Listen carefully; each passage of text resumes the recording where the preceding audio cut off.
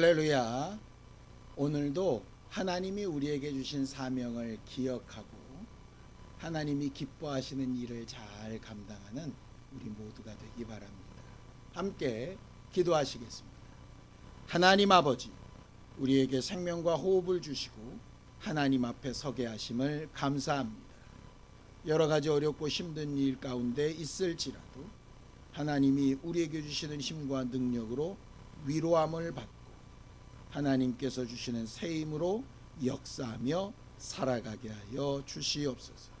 예수님의 이름으로 기도하였습니다. 아멘. 하늘에 계신 우리 아버지여, 이름이 거룩히 여김을 받으시오며 나라의 마옵시며 뜻이 하늘에서 이룬 것 같이 땅에서도 이루어지이다. 오늘날 우리에게 일용할 양식을 주옵시고 우리가 우리에게 죄 지은 자를 사하여 준 것 같이 우리의 죄를 사하여 주옵시고 우리를 시험에 들게 하지 마옵시고 다만 악에서 구하옵소서. 나라와 권세와 영광이 아버지께 영원히 싸움나이다. 아멘. 찬송가 458장 함께 찬양하겠습니다. 458장입니다.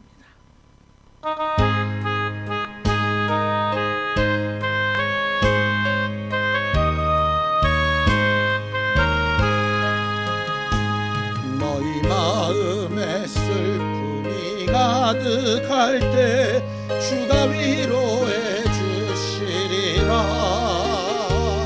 아침에 같이 빛나는 마음으로 너 십자가 지고 가라. 참 기쁜 마음으로 십자가 지고 가라. 내가 기쁘게 십자가 지고 가면 슬픈 마음이 위로받네. 배를 따라서 주시는 은혜로서 가란 심령의 힘을 얻고 주가 언약한 말씀을 기억하고 너 십자가 지고 가라. 참 기쁜 마음으로 십자가 지고 가라. 내가 기쁘게 십자가 지고 가면 슬픈 마음이 위로받네. 내가 맡은 일 성실히 행할 때에 주님 앞에서 상 받으리. 주가 베푸신 은혜를 감사하며 너 십자가 지고 가라. 참 기쁜 마음으로 십자가 지고 가라. 내가 기쁘게 십자가 지고 가면 슬픈 마음이 위로받네.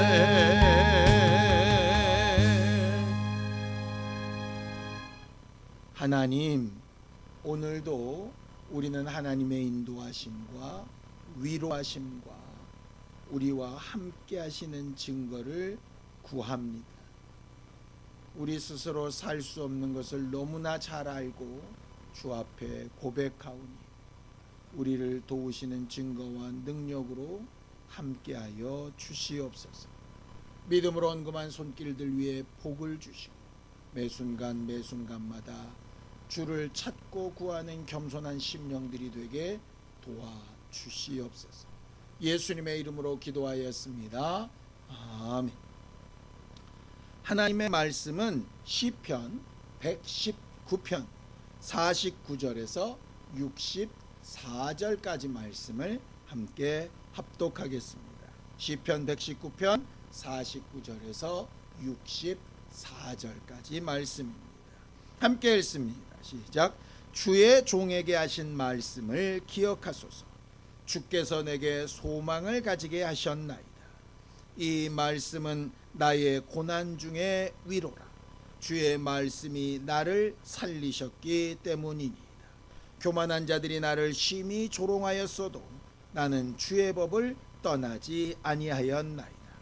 여호와여, 주의 옛 규례들을 내가 기억하고 스스로 위로하였나이다. 주의 율법을 버린 악인들로 말미암아 내가 맹렬한 분노에 사로잡혔나이다.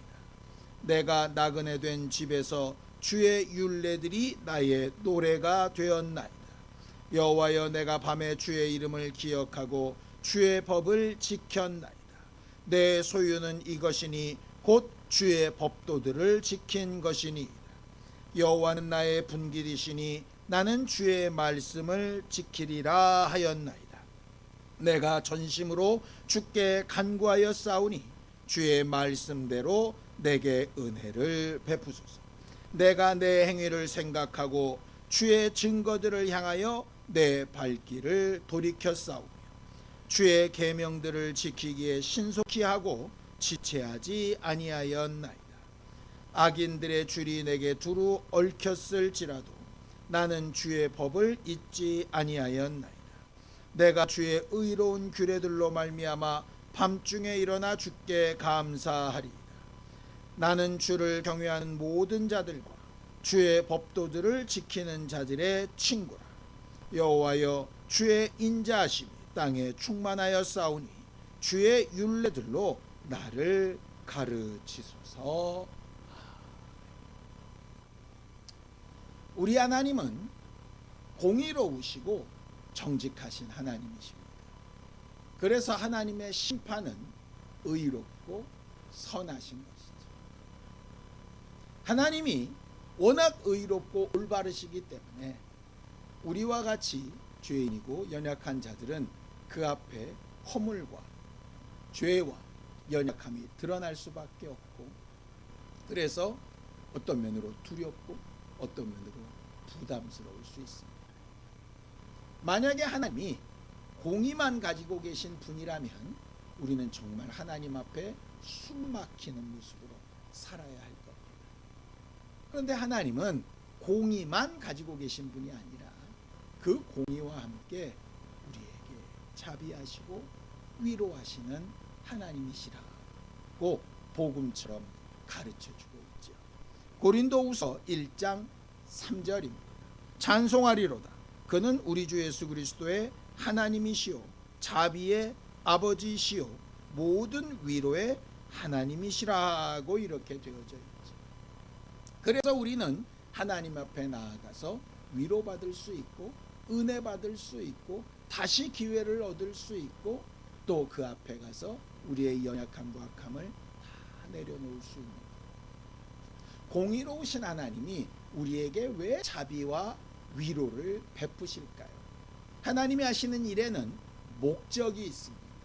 물론 우리 자신을 사랑하셔서 우리들을 위로하시고 새롭게 기회를 주시고 살아나게 하시는 것도 목적이지만 한 걸음 더 나아가서 그렇게 위로받은 우리가 또 하나님 앞에 사명자처럼 해야 될 일이 있다라고 말씀하시죠. 고린도서 1장 4절입니다.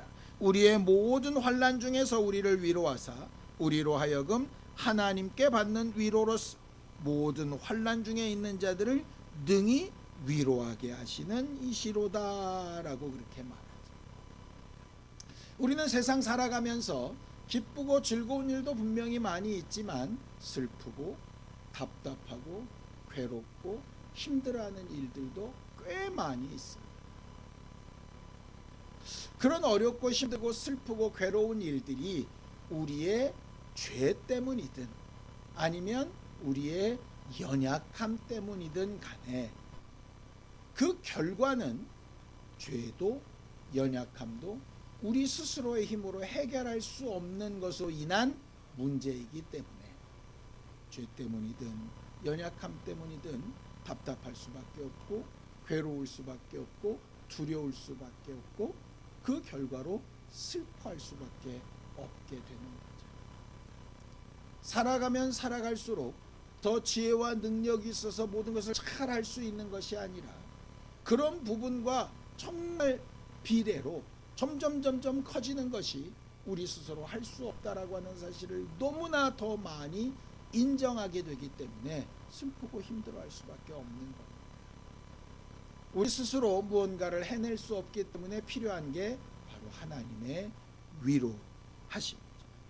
우리를 사랑하시는 하나님이 우리의 이런 사정을 너무나도 잘 아시기 때문에 말씀과 선지자와 율법과 또 예수 그리스도를 통해서 우리를 위로하신다라고 말을 합니다. 시편 107편 19절에서 20절입니다. 함께 읽습니다. 시작. 이에 그들이 그들의 고통 때문에 여호와께 부르짖으며 그가 그들의 고통에서 그들을 구원하시되 그가 그의 말씀을 보내어 그들을 고치시고 위험한 지경에서 건지시는도다 이랬어요. 율법이 부담스러워 보이지만 그 율법도 우리를 고난에서 위로하시고 건지시는 능력이고, 선지자들의 말이 좀 부담스럽게 들릴 수 있었겠지만 그 선지자들의 경고하심과 말씀도 우리의 연약함과 또 슬픈 일에서 위로하여 새 힘을 얻고 살아나게 하는 일이었습니다. 예수께서 말씀이 육신이 되어 오셔서 우리를 위해 하신 일은 뭐 더더군다나 말할 필요도 없죠. 그래서 오늘 우리에게 들려지는 말씀도, 오늘 우리에게 생각나는 말씀도 동일한 능력을 나타내야 합니다. 말씀을 보내어 저들을 건지신다 하는 것처럼 오늘도 우리가 읽고 듣고 보고 나누는 말씀이 우리를 위경에서 건지고 슬픔에서 건지고 우리를 위로하여 새롭게 뭔가 시작할 수 있는 힘을 얻게 하는 능력이 되어야 마땅합니다. 하나님은 자기가 하신 말씀을 반드시 지키시는 분이라고 성경은 말합니다. 비나 눈이 하늘에서 땅으로 떨어질 때 다시 위로 올라가지 않고 반드시 내려서 그 다음에 변화를 일으키는 것처럼 내 말도 그리하다라고 하나님이 그렇게 말씀하셨죠. 하나님의 그 말씀을 우리가 분명하게 기억하고 있다면 그 기억하는 믿음으로 하나님의 역사를 반드시 볼 수 있을 겁니다. 시편 119편 49절에서 50절입니다. 함께 읽습니다. 시작. 주의 종에게 하신 말씀을 기억하소서. 주께서 내게 소망을 가지게 하셨나이다. 이 말씀은 나의 고난 중의 위로라. 주의 말씀이 나를 살리셨기 때문이니. 하나님의 말씀이 우리를 살리셨다라고 고백할 수 있는 믿음의 사람들이 되기를 예수님의 이름으로 축원합니다. 나면서부터 소경되었던 이가 예수를 만나고 실로암 그 절벽과 같은 곳을 걸어 내려갈 수 있었던 이유는 예수의 말씀에 위로를 받았기 때문입니다. 손 마른 자가 많은 사람들 앞에서 창피를 무릅쓰고 자기 병든 손을 내밀어서 치료를 받을 수 있었던 것도 하나님의 말씀으로 위로와 용기를 얻었기 때문입니다. 사람들의 지탄을 받았던 삭개오가 뽕나무에서 내려와서 예수 그리스도를 자기 집으로 모셔드렸던 이유도 하나님의 말씀에 위로받고 격려받았기 때문입니다. 우리가 살아가면서 신앙생활할 때 사람들의 말이나 사람들의 위로를 받을 때가 있습니다. 그것이 때로는 힘이 되기도 하고 그것이 뭔가 해결된 것 같은 느낌을 주기도 합니다. 그런데 시간이 점점 가다 보면 그 사람을 믿고 의지하며 그 말을 의지했던 것으로 인해서 도리어 더 큰 상처를 입게 되기도 하죠. 간혹 우리는 튼튼하지 못한 의자나 견고하지 못한 어떤 부분을 의지하여 손을 기댔을 때에 그것이 부러져지거나 무너지면서 더 큰 상처를 입게 되는 경우들을 당하게 됩니다. 우리는 말씀으로 사람은 믿음의 대상이 아니고 사랑하는 대상이고 용서하는 대상이라고 배웠습니다. 우리가 믿고 의지하고 위로받아야 될 대상은 사람이 아니라 하나님입니다.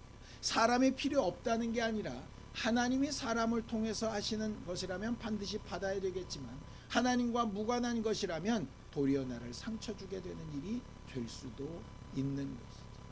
예수께서 십자가에 달려 죽으려 하실 때 제자들이 하나님에게서 온 생각이 아니라 자기들만의 생각으로 그렇게 죽지 마시라고 할 때 그것은 예수님한테 큰 위로가 되지 못했던 것을 우리가 알고 있습니다.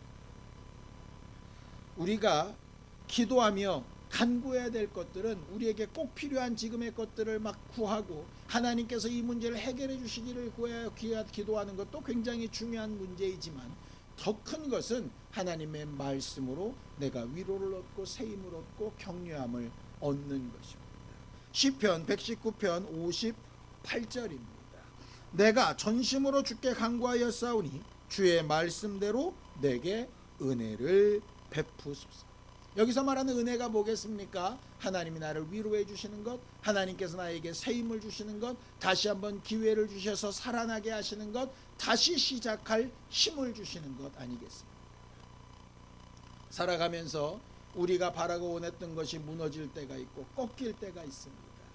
그때 어떤 힘으로 우리가 다시 시작하고 일할 수 있겠습니까? 하나님이 내게 힘 주시지 아니하면 불가능한 일 아니겠습니까? 하나님의 말씀이 때마다 일마다 내게 새 힘이 되고 위로가 되고 다시 시작할 수 있는 능력이 될 수 있도록 기도하고 간구할 수 있는 우리 모두가 되기를 예수님의 이름으로 축원합니다. 다윗이 사울 왕의 그 모진 핍박 가운데서도 그 도망자 생활 가운데서도 끝까지 하나님을 의지할 수 있었던 건 하나님이 그에게 약속하신 말씀 때문이었습니다.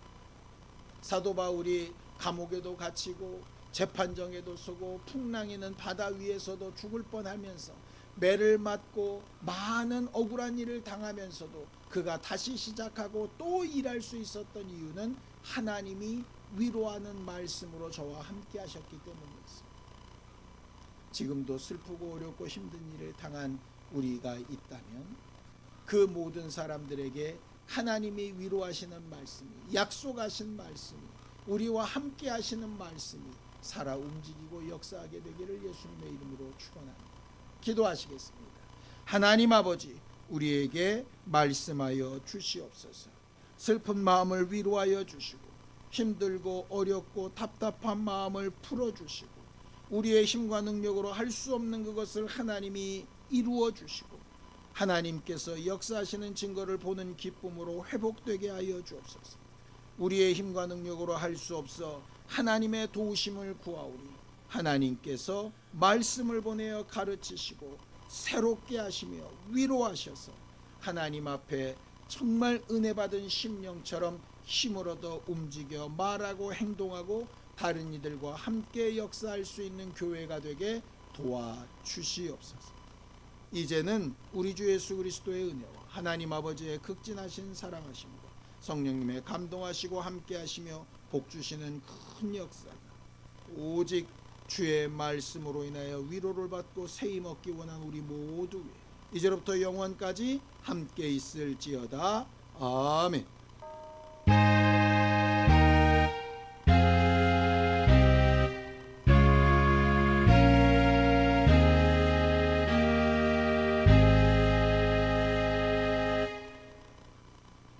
우리가 지금까지 듣고 배웠던 말씀이 우리에게 위로와 새 힘이 될 수 있도록 함께 기도하시겠습니다.